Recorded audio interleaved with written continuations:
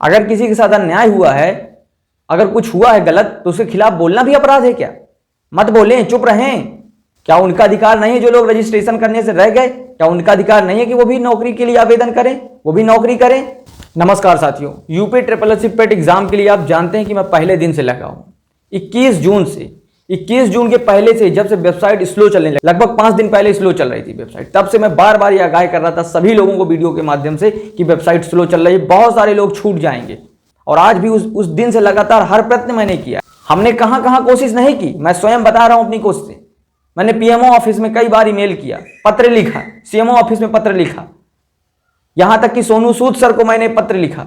उनको जो है ट्वीट के माध्यम से मैंने उनको मैसेज किया, ईमेल किया, ताकि वो हमारी समस्या को समझें। वो सरकार से कहेंगे तो हो सकता है सरकार संज्ञान में ले ले। 10 लाख बच्चों के पेट रजिस्ट्रेशन रह गए हैं, लेकिन आज कुछ लोग, सिर्फ कुछ लोग, लगभग 50 से 60 लोग, उनकी कमेंट देखिए। 12,000 लोग मुझे प्रतिदिन मुझसे बात करते हैं, मैं उनको देखता हूं और उनके कमेंट आते हैं, उनके लाइक्स आते हैं, लेकिन कुछ 50-60 लोग बार बार लिख रहे हैं कि सो रहे थे वो बच्चे, कहां थे इतने दिन से? 20 दिन से वेबसाइट खुली थी। दोस्तों, कोई सो नहीं रहा होता, किसी को शौक नहीं है कि वो सो जाए, उसका रजिस्ट्रेशन रह जाए। सब कोई चाहता है कि मैं एग्जाम दूं, हर कोई चाहता है कि मैं अधिकारी बनूं, जॉब करूं, नौकरी पाऊं, हर कोई अपनी तरफ से मेहनत करता है। आप अमीर हो सकते हैं, यहां हर कोई अमीर नहीं है कि हर किसी के घर में लैपटॉप पड़ा हो, हर किसी के गांव में अच्छे कनेक्शन हो इंटरनेट के। आज भी ऐसे कुछ गांव में हमारे साथी रहते हैं जहां पे एक साइबर कैफे नहीं। लोग शहरों में आते हैं अपना ऑनलाइन कराने, चाहे छोटा से छोटा आवेदन हो, चाहे राशन कार्ड की ऑनलाइन हो, चाहे धान खरीद की ऑनलाइन हो, चाहे किसी विद्यार्थी की कोई परीक्षा का ऑनलाइन हो, या कोई फॉर्म डालने आए तो वो शहर आता है ऑनलाइन। आपको ध्यान होना चाहिए वो दिन, कैसे वो दिन थे, कितनी बीमारी फैली थी, गांव गांव तक कोरोना वायरस का संक्रमण था, लोग बीमार थे। जो साइबर कैफे खोले उनको तक कोरोना वायरस संक्रमण हो गया था। 14 दिन सरकार ने कहा कि उन लोगों को लोगों से अलग रहना है। ऐसे लोगों को क्या जवाब देंगे आप? जिन गांव में आज भी कनेक्शन है, क्या जवाब देंगे आपकी? वो बेवकूफ है वो लड़के जो नहीं रजिस्ट्रेशन कर पाए।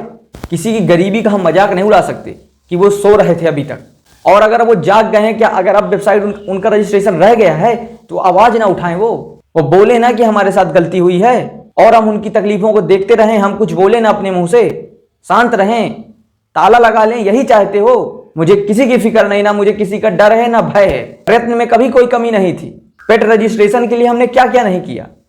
आयोग गए, प्रदर्शन किया, हैशटैग ट्रेंड में लाए, सब कुछ तो कर लिया, लेकिन क्या हमें उम्मीद छोड़ देनी चाहिए कि नहीं वेबसाइट नहीं खुलेगी तो हम हार मान जाएं, घर में बैठ जाएं, ना कुछ बोलें? मैं एक बार पुनः सभी लोगों को आह्वान करता हूं, जितने भी हमारे नौजवान साथियों का रजिस्ट्रेशन रह गया, अगर आप शांत बैठ जाओगे, अपने आप को दबा लोगे, तो फिर आपका जो रजिस्ट्रेशन रह गया वो रह जाएगा, फिर नहीं खुलने वाला।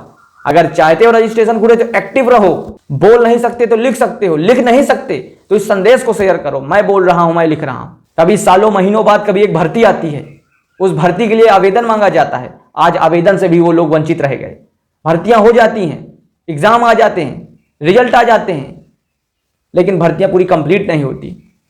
बहुत सारे उदाहरण, एक उदाहरण आप देख लीजिए वीडियो के, परीक्षाएं निरस्त करनी पड़ी।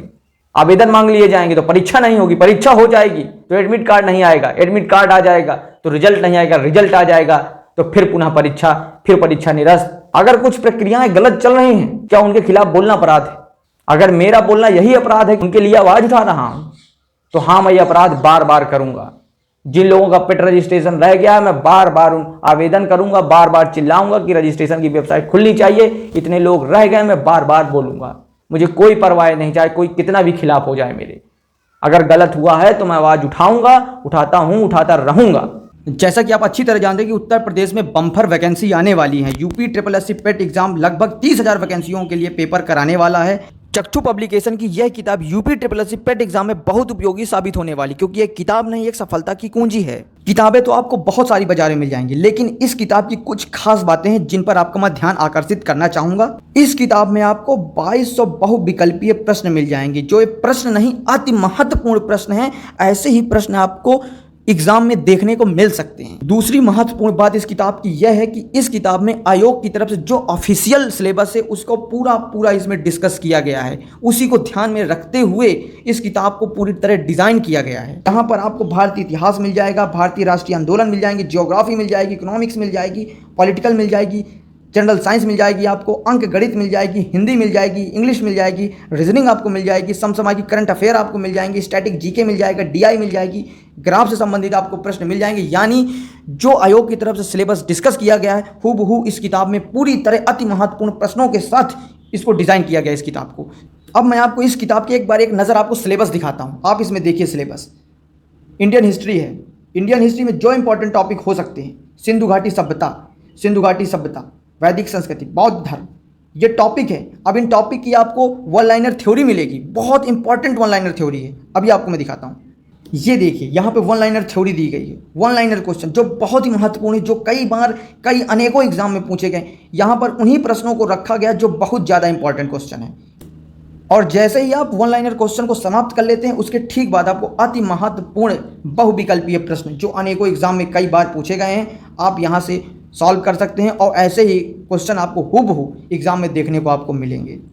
तो इस बुक के रिव्यू के बाद मैं ये कह सकता हूँ कि ये बुक नहीं एक सफलता की कुंजी है। UPSSC पेट एग्जाम में अगर आप एक सीट अपनी पक्की करना चाहते हैं, एक जॉब पक्की करना चाहते हैं, तो इस किताब को आप खरीद कर परचेज कर लीजिए। वीडियो के डिस्क्रिप्शन में लिंक दिया गया है, फ्लिपकार्ट, अमेजॉन, जैसे आपको पसंद हो वहाँ क्लिक करिए और इस किताब को परचेज करिए। यह किताब आपको आपके नज़दीकी बुक सेलर पर आसानी से मिल जाएगी।